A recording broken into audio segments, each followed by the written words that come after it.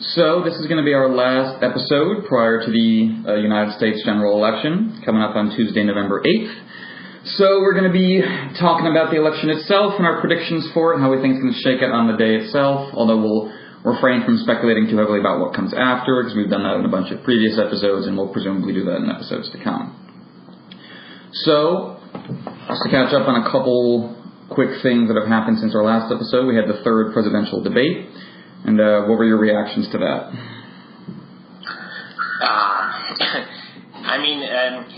Sure. You kind of sit there when you're watching these debates, and you think like the second it can't be as bad as the first, and then you go into the third, and you think it can't be as bad as the second, and you always have this period in those debates, like the first 20, 30 minutes, when you think, Trump really has his game together, and now he talks like a real politician for a difference. You know, this was especially clear in the third debate, when they had the first exchange about the Supreme Court and about abortion. Trump more or less sounded like your average Republican, you know, a little bit less informed about the issues than you should be, but he was able to convey this normal talk, really, those talking points, and to get them off and to attack Hillary on her pretty obvious weaknesses on those points. You know, like support for abortion, and she will nominate activist judges, and all that kind of stuff. This is all legitimate grounds of attack, and it is all stuff where she has problems defending herself if you target a larger audience, you know, like independents and groups other than diehard Democrats. So it started off pretty normal, and then it began to fizzle and to... I don't even know how to describe this. To really transform. I mean, it was even more pronounced in the Al Smith dinner, and I think we will get to that. But you can see a similar thing in the debates. It always starts like it should, and then it is becoming a Trump thing.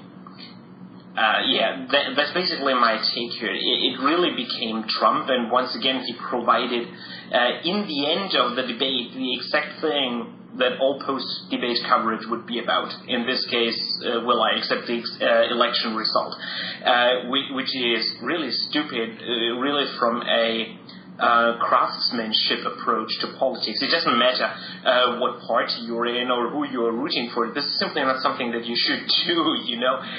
You don't want to give one strong talking point that isn't working in your favor. I completely agree. I think that you can really sense that arc you talked about in a given Trump debate performance. You can sense it in the reactions of conservative pundits. A lot of them have been saying, Trump was so strong and so good for those first 20, 25 minutes, and then he became himself again, and it all just collapsed. But yeah, I mean, it's interesting, because he was talking like a standard Republican, but he was, you know, the standard Republican stuff like the Democrats are going to murder your babies, which is how a lot of Republicans talk, but it's one of the reasons, you know, that they put off a lot of people.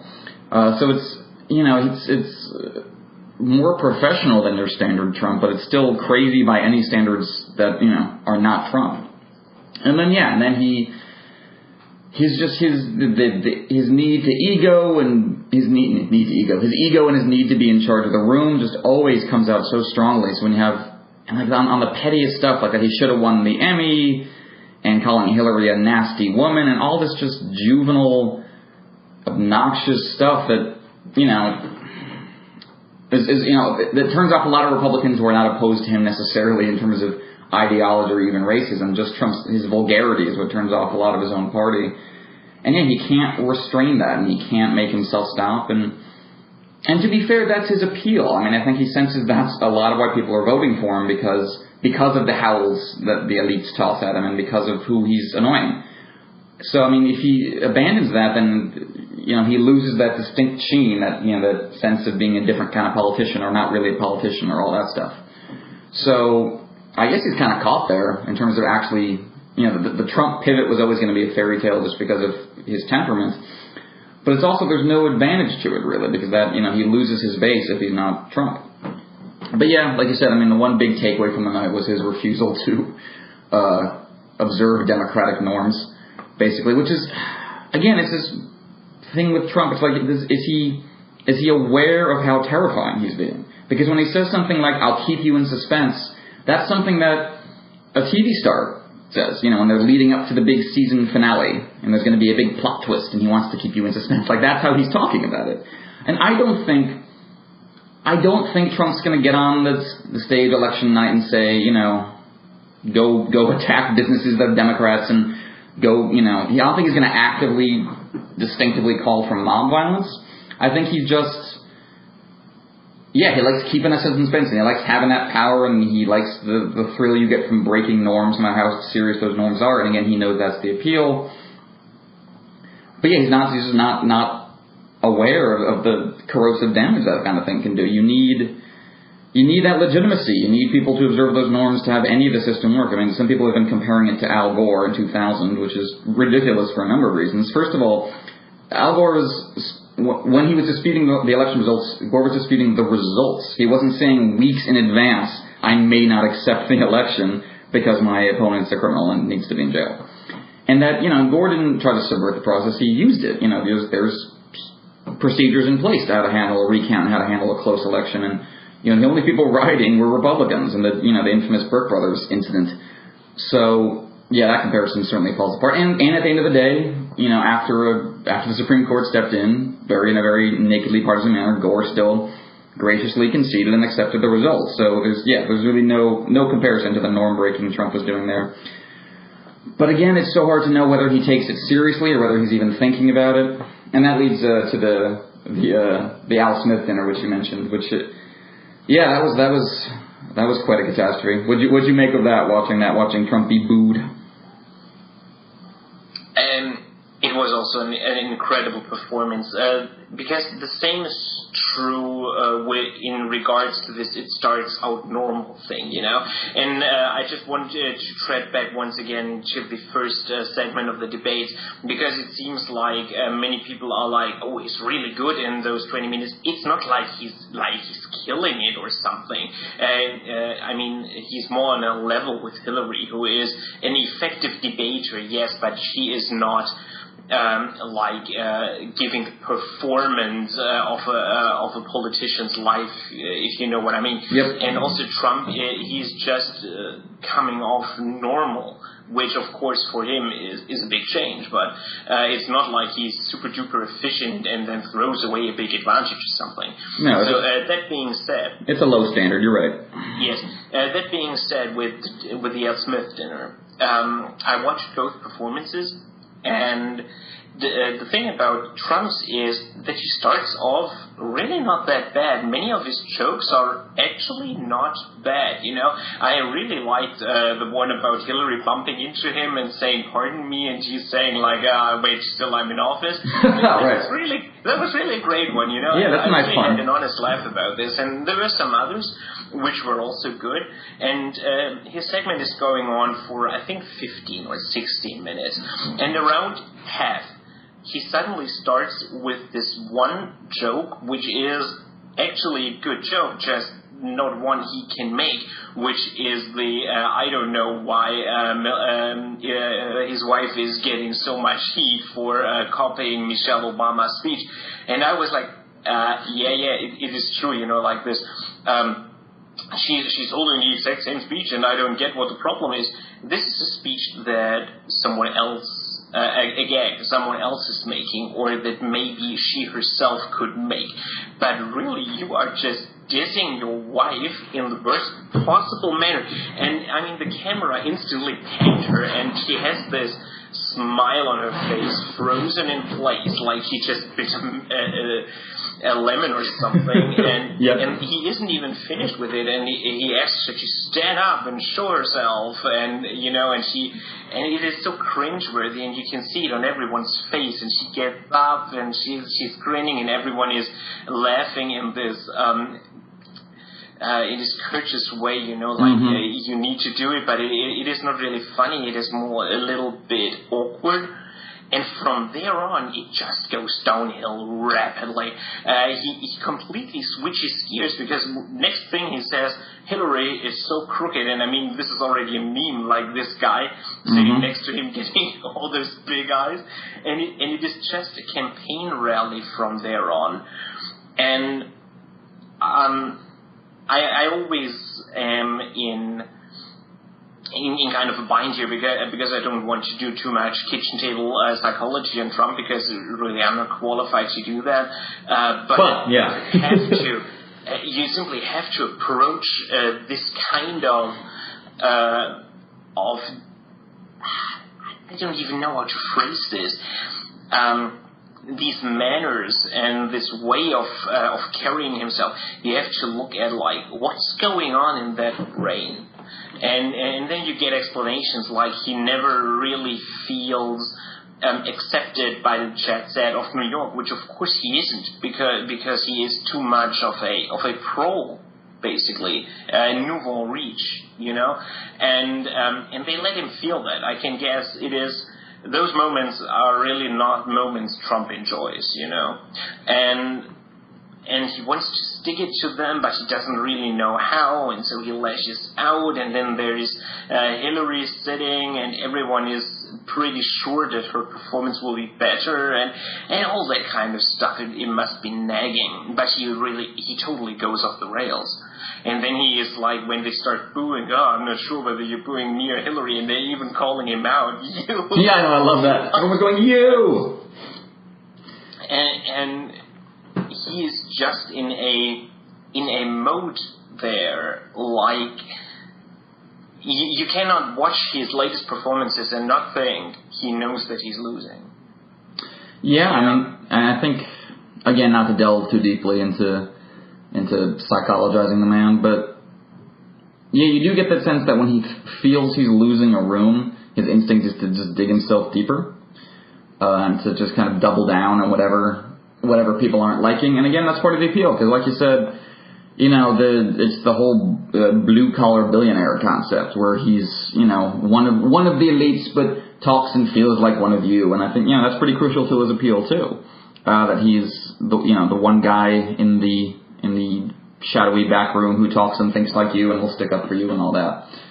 But the way he executes it is always, and again, in the crudest, most inappropriate for his setting, just nasty nonsense. Like he doesn't, you know, the populist case for Trump, like he is the worst advocate for it. Like, you know, when I see other people or as surrogates or as more clever surrogates talking about Trump in that regard, they make a much better case for him than he does. He can never come across as, you know, as the people's champion in any respect, because he's such a singular individual jerk.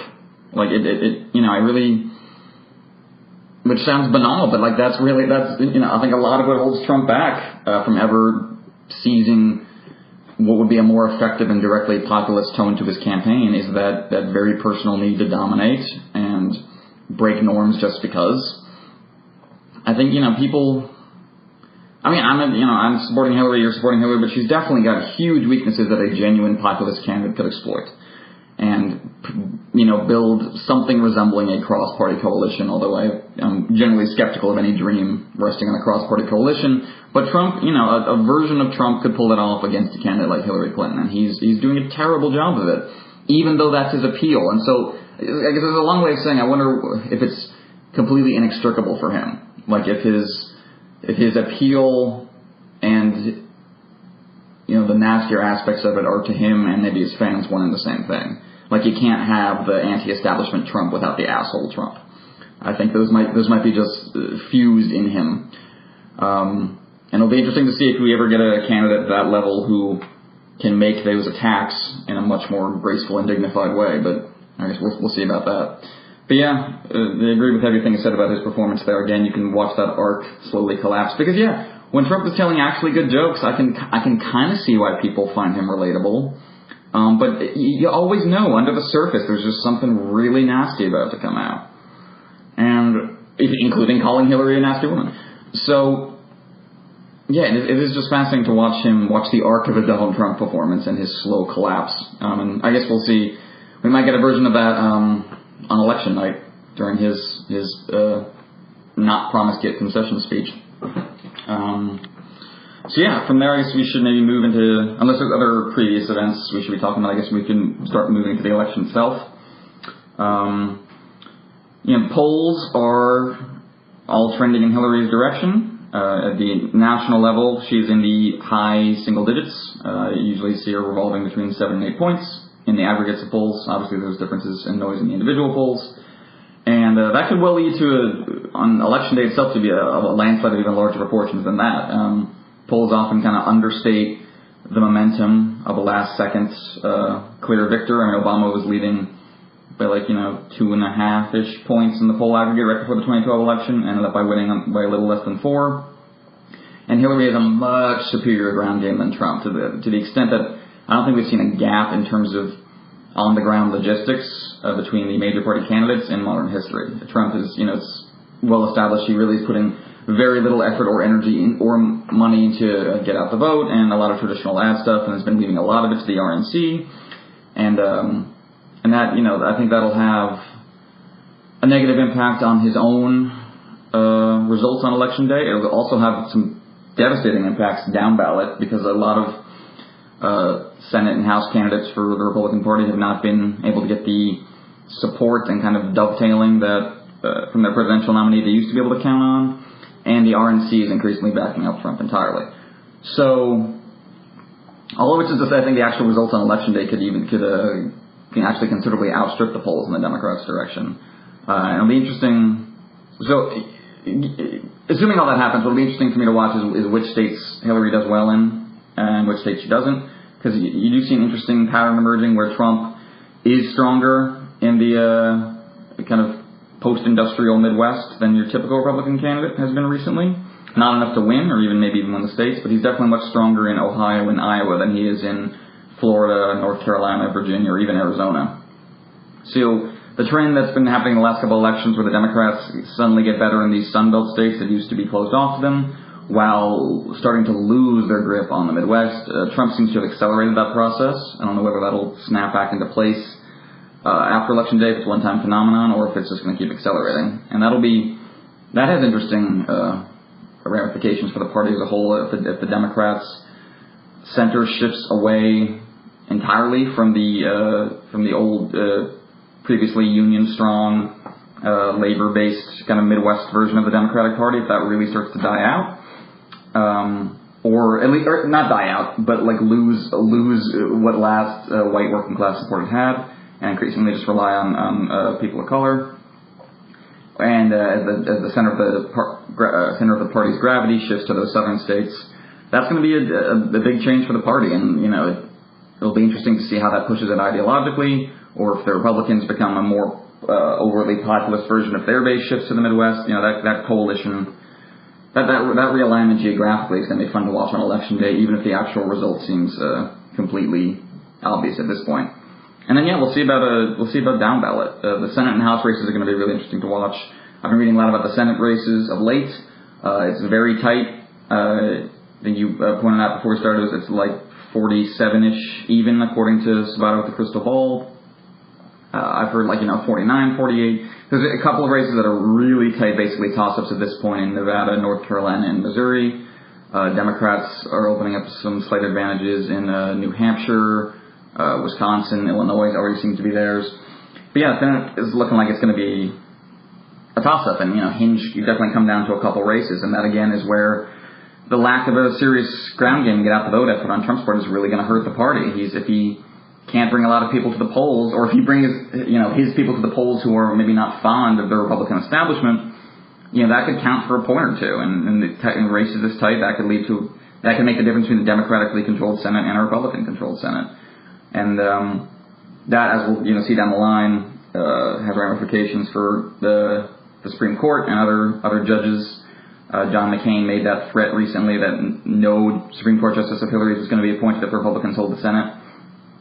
So that'll definitely be crucial.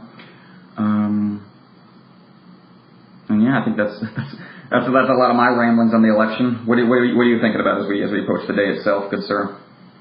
Oh my God, those were quite some points. Sorry, yeah, no, I went on forever there.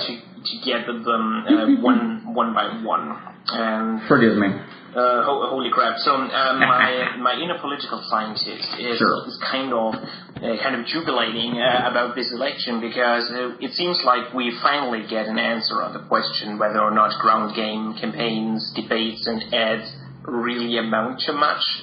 Especially if one side really says fuck it. There were two basic threads of theory going on there, which is one, like it's a tug of war. So if both sides have a reasonably competent campaign, then no side will get any advantage out of ads. But if you stop, then you will slide. And then there was another train of thought which was going like, there is no effect at all, because most people have made up their mind as to fundamentals and all that kind of stuff. And there was genuine uncertainty with political scientists, with the journalists, even with politicians themselves. And I guess this election points strongly to the tug of war theory, because you really cannot look at poll aggregates with the dates of the debates blended in, for example, and not get the sense that, they really shifted public opinion. And, of course, there has been a trend towards Hillary Clinton even before the first debate, a very slight trend. You can make it out. So there is an argument to be made that even without the debates, Clinton would be leading in the polls right now. But there is no way we would see these giant gaps and this total domination of negative coverage of Trump. And this is especially true if you look at things like the WikiLeaks leaks. That have now come out with the transcripts of the Goldman Sachs speeches and the email dump of John Podesta. All of that stuff really has sunk into a lake, like you throw a stone and it just and then it's gone. This wasn't even in the news cycle for half a day before it was essentially pushed out of the headlines. And Trump can complain all he wants about Hillary's campaign team at CBS and NBC and CNN, which is, of course, largely true now, and not for most of the campaign, but for the last 4 weeks at least, since he has openly antagonized them. But this is also the product of a really professional and well-run campaign that knows how to game the 24/7 news cycle. And if you look back at 2012, where both sides were adept at this, and both sides were loath to feed the news cycle with negative quotes and stuff that would keep you in the headlines, and on the other hand, try to get the enemy into the headlines, there was so much less stuff in 2012. You had essentially you didn't build that gaffe from Obama and a 47% gaffe from Mitt Romney, and both didn't amount to much in the end.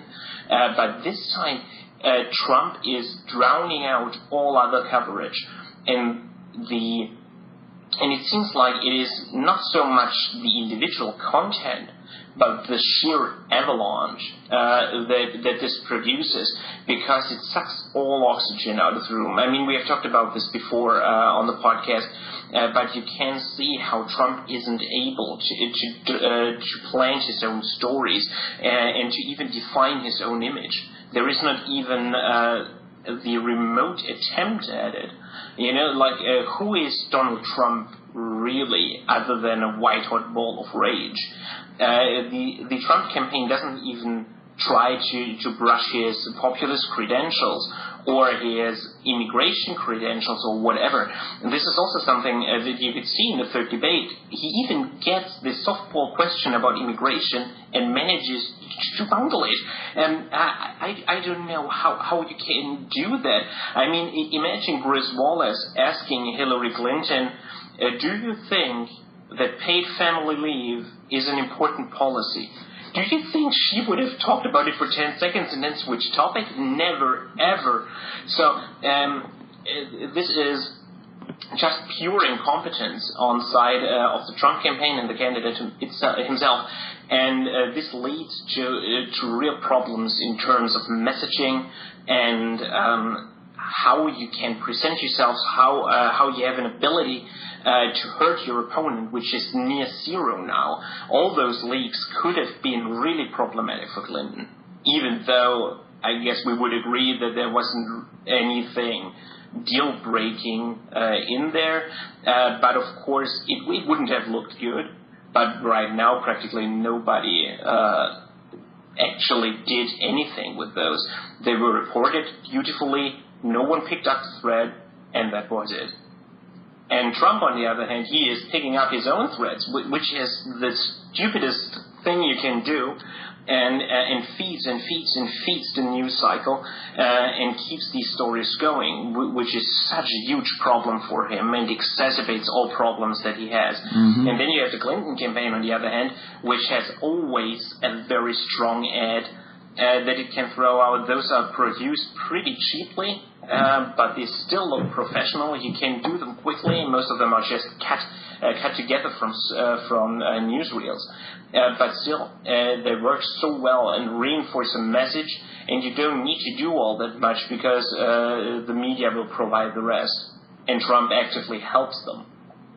So this all definitely has an impact, and then we aren't even at the ground game, like get out to vote, because we can't yet see what it will do, but the preliminary numbers of people registering to vote, in many places Democrats have a 3-to-1 advantage in new voter registration over the Republicans. So I wouldn't be surprised if this did count for something. I am still very cautious about the idea of a blue wave and total blowout and those 7 or 8% A, holding, and B, translating to successes down ballot. I mean, I sure hope so, but I'm very cautious here. I don't want to get burned, so consider me a little bit more pessimistic here. But still, this is all exceptional in just how lopsided the campaign efforts are if you play them side by side. So this is definitely something. And another thing I wanted to get out about the debates is kind of an apology, because before the debate started, I was among the many people who were pretty enraged by those statements, especially of Chris Wallace, but also of the other moderators, that they didn't consider themselves fact checkers and they are only there to moderate, and I was like, wow, how should this ever be an informed debate, and this is an opportunity for Trump and all that kind of stuff. And they actually did a pretty good job. I was very, very surprised by Chris Wallace's performance, especially. I think he did a really great job. And the critique of him using right-wing frames for his questions, it is all true and valid.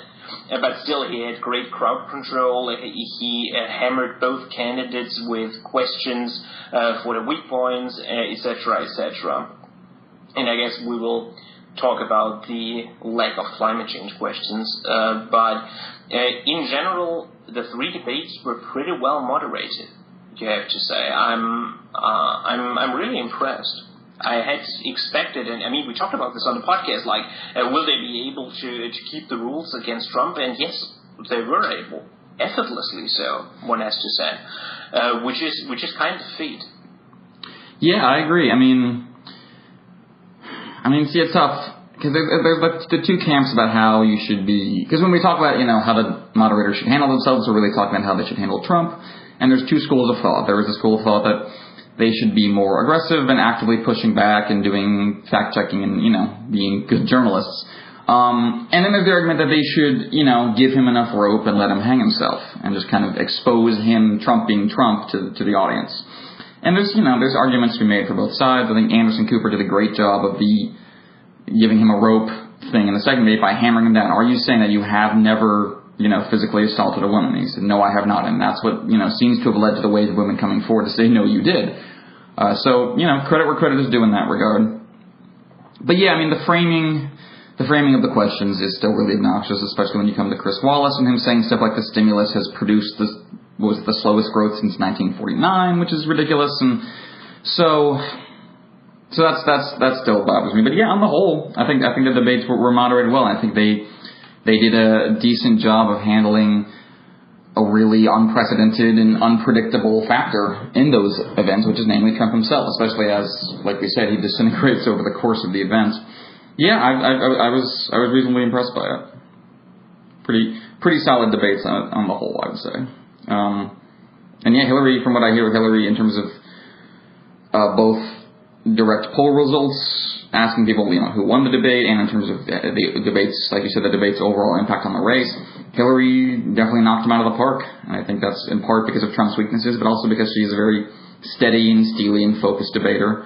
And I like you said, if she was asked about family leave policies in the softball way Trump was asked about immigration, she would not pivot into nonsense 10 seconds in. So that's definitely another mark in her favor. Yeah, I mean, it's good. It's probably good to be pessimistic about a blue wave. It's certainly less than likely. Hillary could just as easily end up with a margin similar to Obama's in 2012 in terms of at least the states won. I think she'll do better on the popular vote. Senate could end up deadlocked or still in Republican control barely. House, I think you're definitely setting yourself up to be hurt if you're banking on a Democratic House, because there's so many seats they'd have to take to make that even a possibility. But yeah, there's still definitely the Peter Pan part of me that's hoping for that coming, and hoping. I mean, it'll be just a sense of momentum in these last couple of weeks. What Trump does, how strong and how important Hillary's ground game turns out to be, and then we'll get an answer to this kind of dueling theories of what's important in elections that you were just talking about. Because I agree. I mean, in most elections, it seems to me like they're canceling each other out. You've really strong campaigns who are staffed by strong professionals who know what they're doing, and they're spamming the airwaves, and they got their volunteers out, and they got their So to a certain extent, you motivate your people, but yeah, there's a canceling each other out effect, and this election is kind of a case study for when that doesn't happen, and you do just have one professional campaign let loose, and we'll get to see how much of an impact that really makes. I think you'll be able to judge it at least in part by the gap between the polls and what Hillary ends up with in terms of the popular vote, and then you can kind of get a sense of what role such logistics played. I also think that what the election is really showing you is, one, the strains that those candidates are under, the immense pressure and stress that they have to cope with, and the immense level of preparedness that goes into this stuff. Because, I mean, it is by now like the most reported story about Hillary is this be prepared thing that she quote unquote over prepares, whatever that is meant to be, but she obviously takes everything seriously. She plans it meticulously, and she looks at it from different angles. I mean, not only did they plan the debates in terms of what will my answers be on policy questions, so do I have a good answer on everything, like when they ask emails, what do I say? When they ask open borders, what do I say? And you might not have a perfect answer, but you have a satisfactory answer, which is very basic stuff, because those questions will come up whether or not they are leaked to you in advance or not. I don't think Hillary was surprised by a question about her emails, Right. And Trump obviously didn't do that. I mean, he doesn't have satisfactory answers which lead him seamlessly away from his weaknesses to his strengths, or at least on safe terrain. So this is the one preparation where it helps.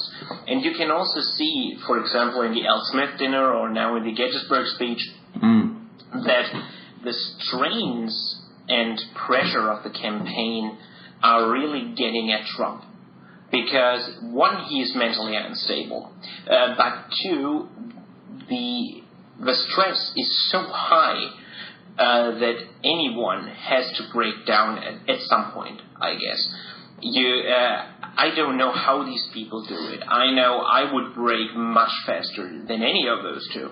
I mean, I'm surprised how long Trump held out, I have to say. I mean, many people expected him to break much further.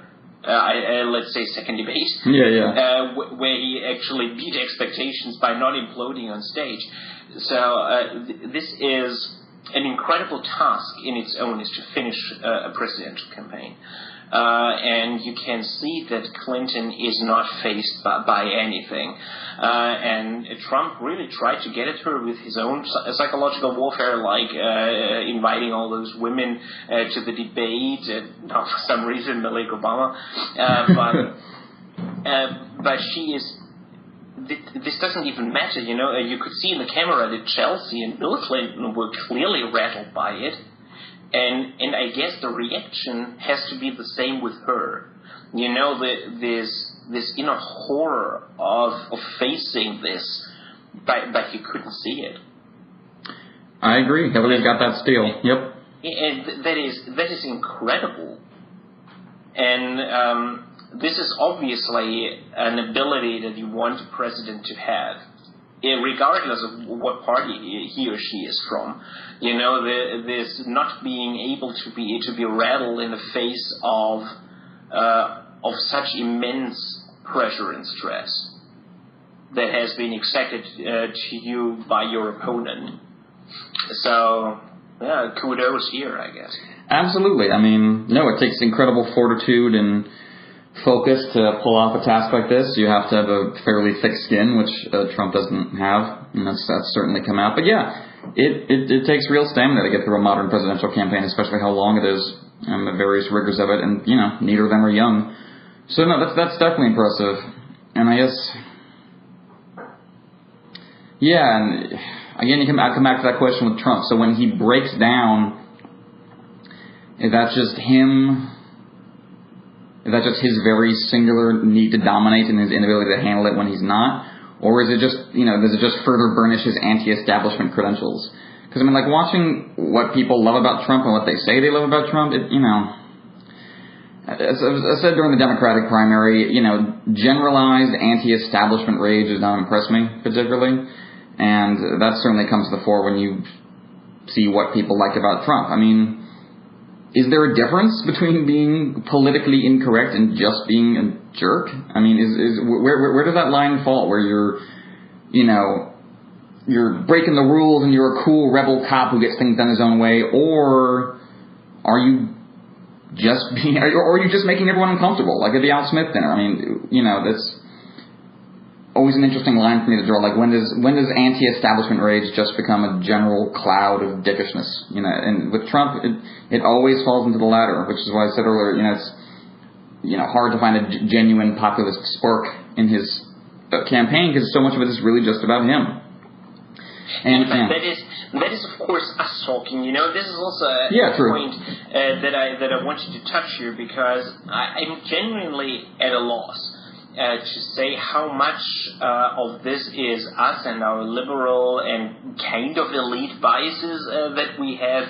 You know, I mean, you could make a case that we are establishment, you know, and of course is pissing at our world like your dick, you know. So of course, for me, Trump doesn't have populist appeal, but then I'm genuinely not that much open to populist appeal, because I'm not the focus group for which this has been produced. So no clue how many people would watch the Al Smith dinner and come away with the impression, you know, like, this is my guy, he's digging it to them. And there has been this remarkable disconnect when Trump made his statement in the third debate about I'll keep you in suspense. You have much hand-wringing across party lines, from journalists, from politicians, and other dignitaries, what you would call elite or establishment in one function or another. And I absolutely can feel it. This breaching of norms, we talked about it before. I think this is one of the most important things about the Trump campaign and the whole election, which is the most worrisome to me. But obviously, it doesn't click with the population at large, because when they do the debates, they always have these people watching them, and with those dials, who have to turn the dials while watching. and to indicate whether or not they like a specific statement or not. And for example, if you if you look at the statements from the debate about the Supreme Court or about abortion, you can see those lines from the dial turns like swinging wildly. For example, when Hillary Clinton defended abortion, all the Democrats in the dial turning audience, they went way up, and the Republicans went way down. And the same was true for the Supreme Court stuff, just in the other direction. Mm-hmm. And if you look at his statement about keeping you in suspense, the Republican line didn't move at all, the independent line didn't move at all, and the Democrat line did move by very little. So, and also if you look at polls, they tell you people really don't care about this. So it is purely a phenomenon of a small subset of the population that happens to have quite the political clout. So there is this one disconnect that I really can identify now, backed up by hard numbers. And of course, part of Trump's appeal has always been that he identified such topics which were very important to a small subset with a big clout, for example, the balanced budget or the trade agreements. Or what have you, and to identify those and to run against party orthodoxy there, because he didn't actually hurt many people, just loud people. And the same seems to be true about this norm breach that we have here. I find it very worrisome, but I also have to acknowledge that I'm in a minority here. And many people are saying, like, even learned people, like, are saying, yeah, he said this, and it is definitely a worrisome statement on some level, but at the other hand, what will he actually do? Right. And so I'm not quite sure whether or not I'm overreacting here to this keeping you in suspense thing. I think, like I said earlier, I definitely think it's unlikely that he will refuse to concede in any respect to Hillary. I'm sure his concession will be very petulant and petty and whiny and self-obsessed, and he will not do the gracious John McCain thing of saying this was really about you, and I respect my opponents, and we share our love for the country. That's not happening with Trump. But yeah, I don't think he's actually going to order a revolt. And maybe that's why people aren't reacting to it strongly outside the subsection you mentioned. I mean, because it's abstract. And because I think for a lot of people, the takeaway from that event is, Trump thumbing his nose at people at that small subsection. And it's less about the specific consequences of if he actually did it or whether or not he would actually do it. It's about the shudder of distaste running through the room and the desire to cause that and to shake things up with an elite class that has done a lot of terrible things, including to the voters Trump talks about. I mean, when Trump talks about the devastation left behind by a lot of trade deals, I don't think he's entirely correct, but there's definitely a lot of truth to it. Or when he, about the media ignoring problems with rural communities, or especially with, white rural communities. Yeah, there's definitely, you can make a case that a lot of flyover country gets either ignored or exploited by a lot of the news media. And, which is definitely to say that, the media obviously plays on a lot of stereotypes and terrible ideas about people other than Trump fans, of course. Let me just be clear about that. But yeah, he's playing on a generalized anti-establishment grievance, which has some base in reality, but in terms of actual trajectory and tone, is just completely wrong-headed. But yeah, so I guess it's just kind of this vicious cycle. But that's the appeal. The very fact that he's being called these names and that his actions are being so criticized by a specific group of people is the appeal, which. That leads me back to the question of whether someone could pull off Trumpism without Trump and just be a more effective version of that. And I guess we'll see about that in the years to come. But yeah, you're right. We're speaking from a non-anti-establishment position, so it doesn't appeal to us and wasn't designed to appeal to us. But again, it's just like the genuine anti-elite case is just inflected with so much personal Trump nonsense. Like when he talks about in his first 100 days suing the women who accused him of assault. Like there's nothing even fake populist about that. That's just punching down. That's just being a rich asshole who does not like being criticized. So like I guess he's striking a blow against political correctness or something, but like I don't see like the populist lens on that kind of thing that Trump does. I get it when it comes to him talking about trade deals or that thing you mentioned about being a bull in a china shop, about not being trusted by the jet set. I get the appeal there. I mean, I intellectually understand what the appeal is, even if I don't understand on a gut level. But yeah, when he does stuff like, threatening to sue the women who accused him of assault, like that's something where I really do feel baffled, and I guess I just have to accept that I'm not the audience for it, because I don't see even through a faux populist lens what the appeal of that is.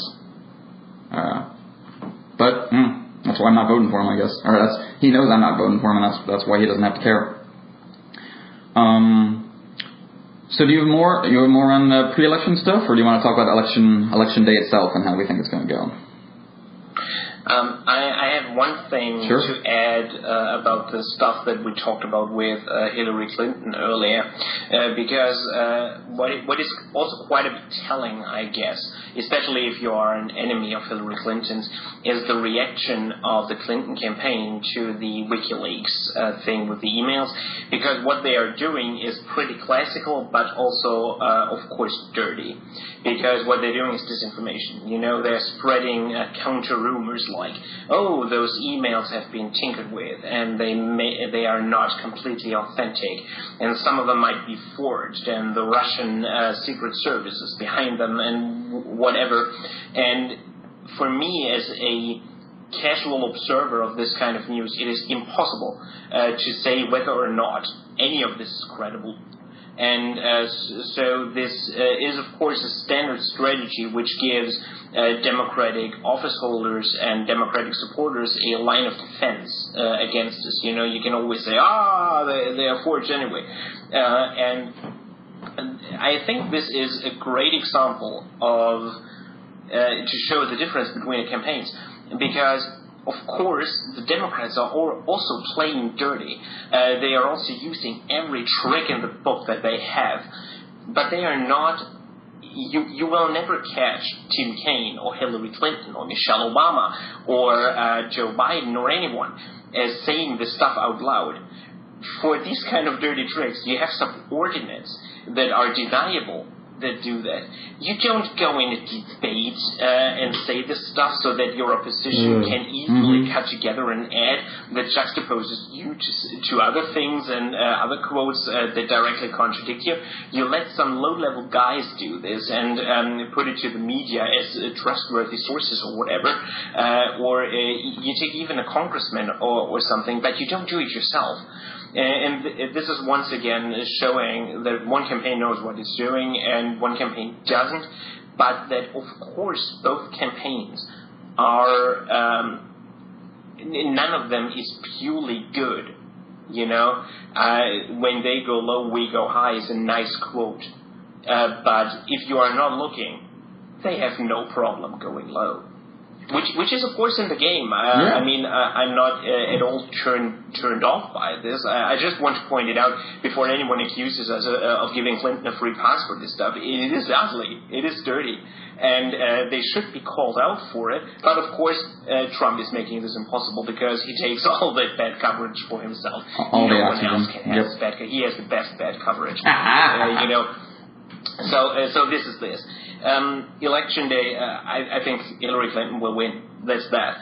The most important question is what happens down ballot. And you touched this topic before in your epic statement, so let's return a little bit to it. Sure. You mentioned in passing the Crystal Ball, which is a homepage by political scientist Larry Sabato, which, in my opinion, is one of the best polling aggregates out there because it is relatively stable and not prone to wild swings like, for example, 538 is. Yep. And he has the Senate race currently at 47-47 with 6 toss-ups.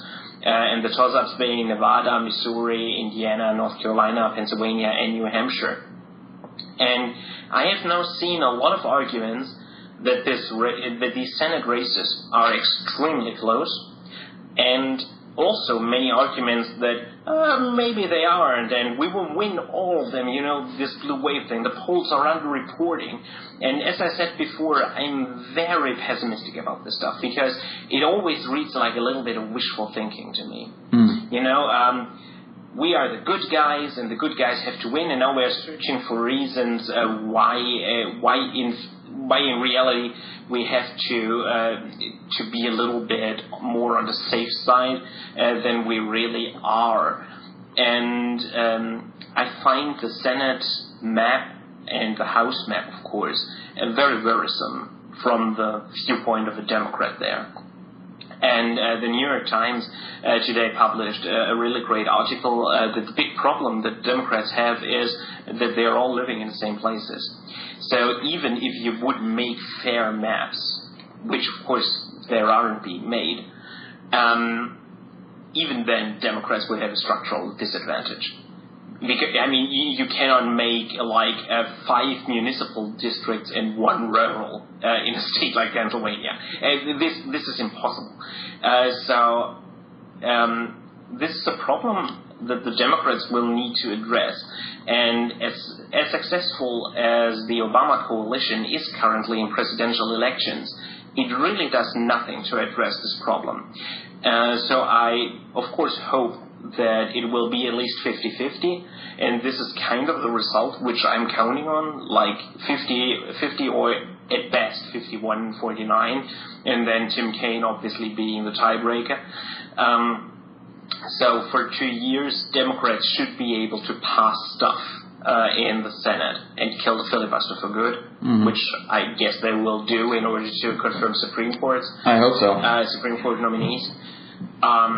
But the larger outlook in these House and Senate elections really aren't good. And Democrats need to do something, and of course they know that they need to do something, but no one knows what. And I'm not sure there's a way out of this conundrum. Agreed. Democrats face, pretty huge structural advantages, even beyond gerrymandering in the House. And, the Senate, given the current makeup of the parties and who they draw from, the fact that the Senate gives equal proportion to smaller rural states as to largely populated states is a structural advantage for the Republicans. Yeah, and it's interesting to consider what the Democrats do about that. On the one hand, the Obama coalition needs to get better about voting in midterms, and the Democrats need to do a better job of turning them out in midterms, and giving them good reason to, and everyone needs to get much more on board in the coalition with turning out on the off years. Because twice in a row, 2010 and 2014, that has just destroyed the Democrats in Congress. And obviously then, limited Obama's possibility of getting anything done via Congress. So that's definitely something that can help. But then again, you run up against those structural disadvantages. It's tough. I can hope as the parties sort them out geographically, we'll come up with... as the parties continue to be in flux in terms of who they're drawing from demographically, some new ideas and new coalitions could come to the fore that will help ameliorate the problem, but certainly not solve it. And like you said, there's geographic sorting to consider. My favorite stat about the 2012 election was that Obama won fewer counties than Mike Dukakis did in 1988 when he got his butt kicked by George H.W. Bush, because in those days the partisans were spread much more evenly across the country, and now Democrats tend to be largely concentrated in cities. Obviously, that's not a hard and fast rule, but it's becoming more and more of one with each passing year. And that does, even if the Democrats are in charge of drawing the map in 2020, which would be great, that's still going to be something to run into. And that, obviously that has larger implications for the country as a whole, that we're not living near each other politically anymore, but that's a whole separate discussion. Yeah, in terms of the actual election results, I'm pretty much with you. I think Hillary is going to win. I'd love it to be double digits, but to be vaguely responsible, I guess I'm predicting she gets a high single-digit win. Something better than Obama in 2012, maybe better than Obama in 2008. We'll see. I think I could go back and forth on that. 6 to 7 percentage points between them. And then, Senate 50-51 seems about right, given where the current races are. Republicans seem to have a little bit of an advantage in Ohio and Pennsylvania, so that'll stop the Democrats, I think, probably from running the board. In the House, the Democrats will get a seat, they'll get a bunch of seats. I think they'll get back, I would say more, if I have that specific question, they'll get back more than they lost in 2014. So they'll end up, I think, in a position better than they were after the 2012 election in the House, but I think Republicans will still be in charge, and then commence ripping themselves apart. So that'll be interesting to watch. But yeah, so I wanted to touch back just on one more thing you said about Hillary in terms of how the Clinton campaign is reacting to the WikiLeaks, and in terms of the dirty tricks they're playing. Sometimes I feel like we have, like, corruption as just this blanket term encompassing a lot of different practices in a lot of different areas of politics, and I think that doesn't do discourse much good. So I think if you break it down, like, Hillary Clinton's connections to powerful people and the hiding of those connections and the general secrecy and lack of transparency she has a problem with, I dislike that very much as it impacts policy, as it impacts how she thinks and what she's voting for and, like, who's talking to her and what issues she doesn't even hear about. And, Elizabeth Warren story about just having to get in the room with Hillary and then she can make her understand this policy, but first she had to get into the room. All of that definitely bothers me. But pulling dirty tricks in an election doesn't really. And I mean, part of me is actually in favor of that. When I think about a Hillary Clinton presidency with gridlock continuing in Congress, this continued difficulty getting the Obama coalition to turn out for midterms, she is going to have to the extent that she moves the ball forward in what you and I would consider the right direction on any number of issues, she's going to have to pull a lot of dirty tricks. She's going to have to call in a lot of favors. She's going to have to make a lot of calls to powerful people, to connected people, to move the ball on any given issue you care about. And I would prefer to see a huge raft of, blunt to the point policy proposals laid out in front of Congress, debated in full view of the public and passed. That would be my preference. But that's almost certainly not going to happen. So given that, I think your choice is, you have a candidate who knows how to play the game, or you have a president who's going to be sitting on their hands for 4 or 8 years. And given that choice, this is one of the reasons I went with Hillary over Bernie, because I think she's going to be better at that. I think she knows how to do it, and she knows the other people who know how to do it. And for me, there's a number of reasons I support Hillary over Bernie, but for me, that was worth the trade-off in terms of ideology, because I am much closer ideologically to Sanders on most issues than I am to Hillary. But just in terms of doing the job itself in these circumstances that job is currently in, I think she's going to be better at it. And I hope that starts from election day forward when she gives a nice, classy, well-received speech and, Trump collapses. I think that'll be fairly evident from that going forward. And I wish her luck, but it's going to be a grind. It's going to be a grind of a presidency. I think it may be historically remembered as one of the great ones or something, but in the process of living it, it's going to feel like a grind. But, I think there's definitely a strong case to be made that it felt like and was a grind when Abraham Lincoln was president, and when Lyndon Johnson was president, and when FDR was president, and that we look back at a lot of those eras through rose-colored glasses in terms of politics being different. In some respects they are, but in some respects it is still people calling in favors, and twisting arms to get deals done, and lying to this guy and then telling him the truth later, and that's a lot of what it takes, and that's really a lot of what it takes when Congress continues to be dysfunctional. So I think, Hillary might not be the president we want, but she's the president we need or deserve, or some such Batman line, I think, applies to her in this situation. And now I've gifted you with the image of Hillary in a Batman suit, which clearly I think is my greatest contribution to the discourse. So I think, Yeah. I don't have that much to add, but maybe it is always darkest before dawn. There we go. So let's look forward to a new dawn at November 8th. And until then, stay safe, all. Yes, indeed. And we'll see you after the election and react to it. And then I look forward to us doing episodes on a bunch of variety of topics with the election over. We're going to be talking some about welfare states, local politics, looking back on the Obama presidency. So it's just a taste of things to come in our post-election podcasts. Thank you as always for listening.